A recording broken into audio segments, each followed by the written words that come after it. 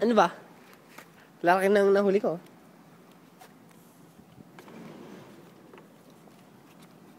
Kita mo yan? Kita mo yan? Ganyan yung mga huli namin. Ha? Kita mo yan? Ganyan yung mga pula. Laki ng mata niya. Kala ko. Sabihin ko sa nanay ko magpakulo na ng tubig. Jojo. Hindi ah. Malaki naman ah. Oh. Pag naka-zoom. Tuwang-tuwa na yung nanay ko dito.